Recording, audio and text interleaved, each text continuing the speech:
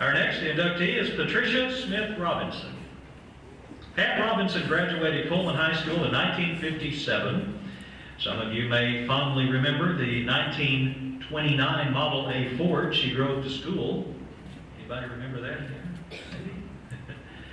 Her Model A made the yearbook because it was a common prank for the young men to pick it up and place it on the school lawn. To everyone's amusement, the announcement would come over the PA, "Pat, get the paddy wagon off the lawn." True story.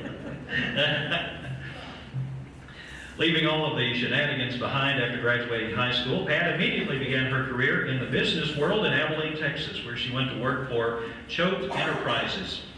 Pat's experience at Choate gave her the opportunity to establish a bookkeeping service. In 1972, she was hired for a secretarial position by Abco Industries Incorporated, a boiler manufacturer. 24 years later, when her employment ended, she held the position of vice president of Abco and the president of its sister company, Global Boiler and Mechanical Incorporated. These companies shipped industrial boiler units all over the United States. In 1997, Pat co-founded Rentec Boiler Services Incorporated, which employed over 200 people. While at Rentec, she served on the advisory board of directors for the National Petrochemical and Refineries Association, which is a worldwide organization headquartered in Washington, D.C., represented all of the major oil and gas companies in the world. Before leaving Rentec, she had been appointed by Governor Rick Perry as the first woman to serve on the state of Texas Boiler Board. During this time, Pat was active in the Republican Party, establishing PACs and speaking at forums in Texas to defeat the proposed socialized health care program. She received recognition from Governor Ann Richards and became friends with Marilyn Quayle, wife of Vice President Dan Quayle. In 2007, Pat thought it was time to slow down, so she left Rentec and started a new company. She started RSI Inspection, LLC, which performs industrial radiography. Pat and her two children began the company with 1 truck and 2 employees, and it has grown to currently operate 10 trucks and 23 employees. Pat has been selected as an honored member of Who's Who in U.S. Executives, recognized as one of 2,000 notable American women in recognition of past achievements and outstanding service in her community, state, and nation. Pat's community activities include, but are not limited to, serving on the board of the West Texas Fair and Rodeo, the Western Heritage Classic, fund chairman of Ben Ritchie Boys Ranch, the Muscular Dystrophy Association, and the March of Dimes. She also served as the 1991 president of the Taylor County Sheriff's Posse. Her business affiliates include charter member of Texas Business Council, Texas Association of Businesses, and the National Association of Female Executives. She served as president and board member of TexANS, which grew from approximately 100 members to a membership of over 1,000 businesses under her leadership. Pat also served on the board of Texas State Technical Institute and has lectured in the college for various classes. In 2007, Abilene Mayor Norm Archibald proclaimed November 20th, 2007 as Miss Pat Robinson Day to honor one of Abilene's finest by applauding her lasting contributions. It is my pleasure to introduce Patricia Robinson as a 2022 Coleman ISD Hall of Honor inductee. So Ms. Robinson, please come up and accept your award.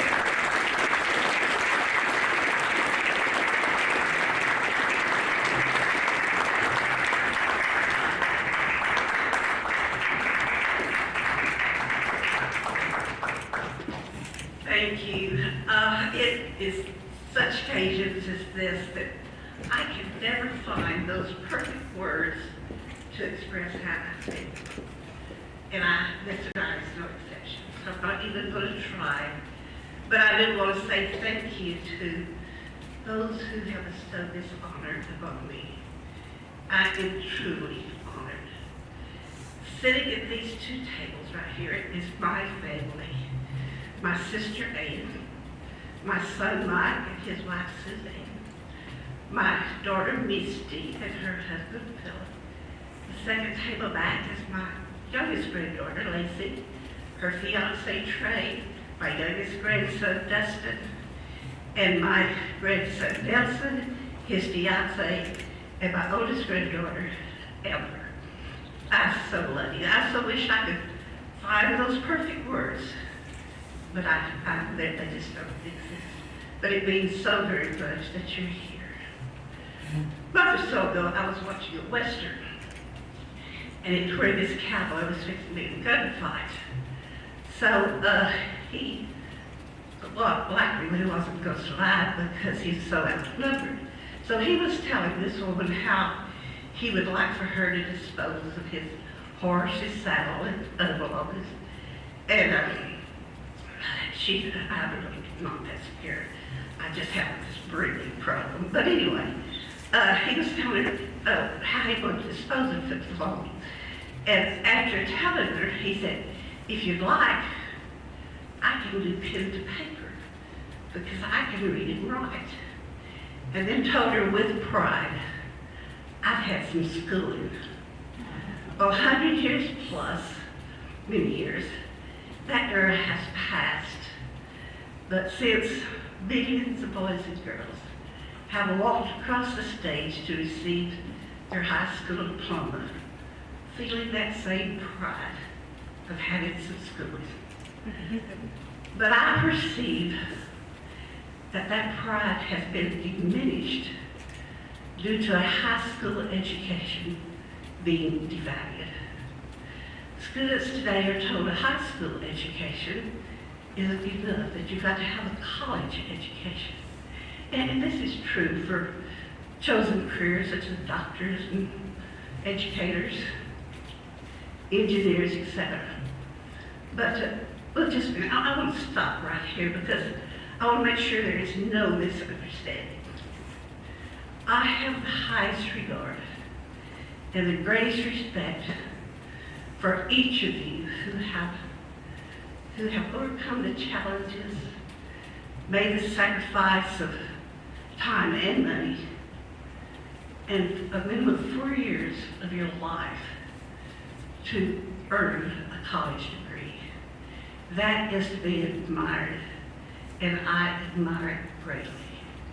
But to say you cannot succeed in life without a college education, well, it's just painted with too broad a brush, and it's not true. In high school, I was taught the basics of bookkeeping. So this allowed me, enabled me to get my first job in Abilene with Choate Enterprises. And when I left that employment, I had the knowledge of a junior accountant, knowledge that I have used throughout my career, even to today. In high school, I was taught how to type and take shorthand. Those skills enabled me to get a job as a boiler manufacturer, and so much of this Randy has told you. I'm just kind of expanding on it. But that allowed me to get a job with Abco Industries as a secretary. I had typing and shorthand, and I was hired as a secretary. But after the 24 years, I was still employed, but no longer as a secretary. As Randy told you, I was president of one company, vice president of another. And the experience and knowledge I gained there enabled me to get a job. Or let's put this back this way. It enabled me to join a friend that I had worked with for about 20 years at Abco to found Tech Boiler Services. Neither Jack Rist nor I were planners. We didn't sit down and establish 5-year, 10-year goals. We just worked to make things happen. And indeed, they happened. The growth of the company was phenomenal, far exceeding our expectation. And as president, I had a lot of responsibilities. I too faced challenges. I worked long hours, traveled a lot. I too faced sacrifices.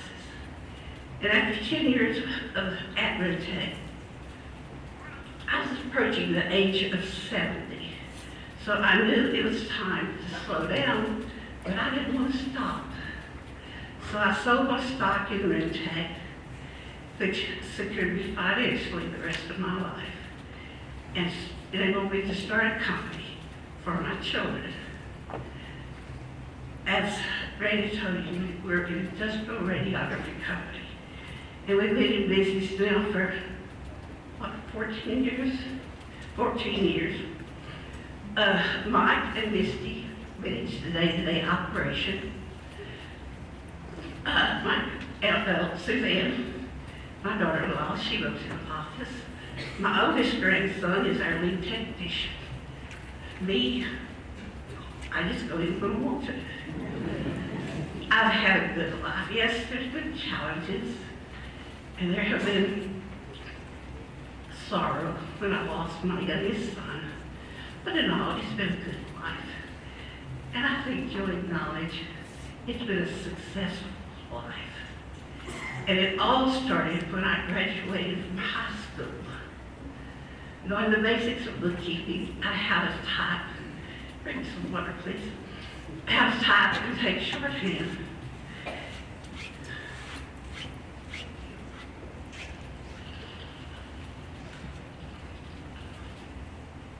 There were so many other things I learned in high school.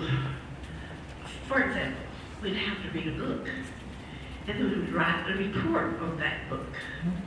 Remember those days? Well, that skill I have used hundreds of times in approving or disapproving a contract, MSA, or other legal documents. In high school, I was taught proper grammar. This gave me the confidence to speak before audiences of 1,000 plus businessmen and women. In high school, in making class, I was taught proper etiquette. And at the time, that seemed a waste of time.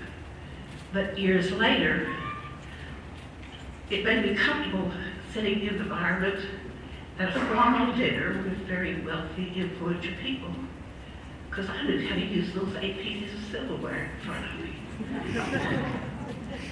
There is such value in a high school education that we must never devalue that. With only a high school, just never forget, a high school education is a solid foundation upon which to build a successful life. And don't let anybody tell you differently. This woman that has only a high school education, I have mediated and won multi-million-dollar dispute. One while sitting on the Canadian side of Niagara Falls. I have flown to Hawaii a couple times on business. I have ridden in a long limousine through guarded gates onto states that at 17 I could not have even begun to imagine existed. As you've heard, Governor Perry appointed me as first woman to serve on the state of Texas board. And that was truly an honor because it's a very important board.